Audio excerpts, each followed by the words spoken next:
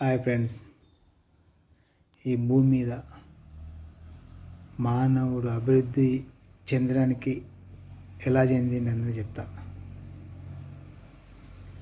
బలవంతుని వల్లనే మానవుడు అభివృద్ధి చెందిండు.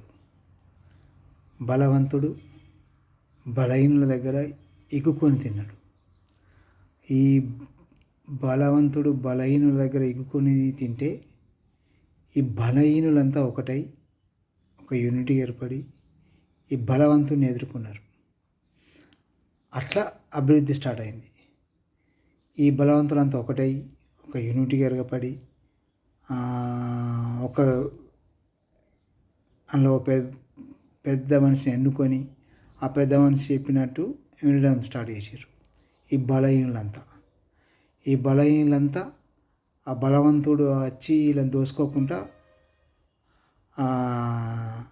కొంతమందిని పెట్టి కాపలా పెట్టుకున్నారు. ఈ బలవంతుడు ఏం చేస్తాడంటే ఎవరు బక్క ఉంటే ఆ దగ్గరికి ఎక్కుకొని తినడు, కొట్టి తీసుకున్నాడు అని చేసాడు బలవంతుడు. ఈ బలవంతుని తట్టుకోవడం కోసమే వీళ్ళు యూనిట్ ఏర్పడి ఈ బలహీన ఎదుర్కోవాలంటే 10 మంది కావాలి. ఈ 10 మందితోని సంఘం ఏర్పాటు చేసుకొని ఆ సంఘం ద్వారా ఒక పెద్ద మనిషిగా ఎన్నుకొని ఆ పెద్ద మనిషి చెప్పినట్టు తిరిగిరు. ఎవడన్నా బలవంతుడు బలహీనుని కొడితే ఈ 10 మంది పోయి ఆ బలవంతుని కొట్టారు. అట్లా బలవంతుని కొద్దిగా వెనక జరిగారు. ఎందుకంటే వీళ్ళు యూనిట్ అయ్యారు. ఈ బలవంతునికి యూనిట్ అవ్వడు నచ్చది.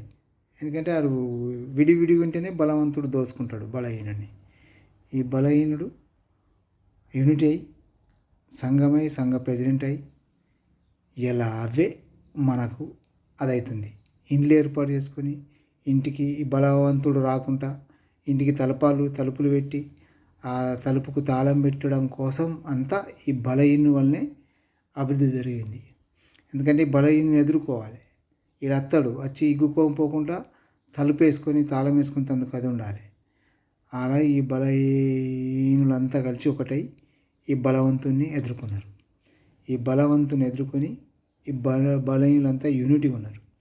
ఆ యూనిటీయే ఇలా సంఘాలై చట్టాలై ఇలా మనకంతా నడిచేదంతా. అప్పుడు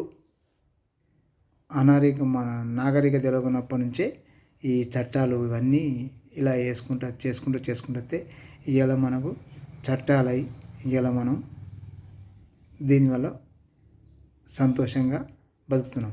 అప్పుడు బలహీనులంతా ఒకటే అవడానికి కారణం బలవంతుని వల్లనే బలహీనులు ఒకటయ్యారు. దానివల్లే జరుపుకుంటూ వచ్చింది. ఇవాళ మనం ఏం చేస్తున్నాం? ఇవాళ బలహీనులంతా బలవంతుని ఎన్నుకుంటున్నాం తప్ప బలహీనుని ఎన్నుకుంటలేము. మళ్ళా మొదటి రోజులతో ఏమో కానీ బలవంతులు ఒకటై బలహీనునే ఎన్నుకోవాలి. బలహీనులంతా ఒకటై బలహీనుని ఎన్నుకోవాలి. అప్పుడు నీ గురించి ఆలోచిస్తాడు. బలవంతుడు ఎప్పుడు బలహీనుల గురించి ఆలోచించాడు.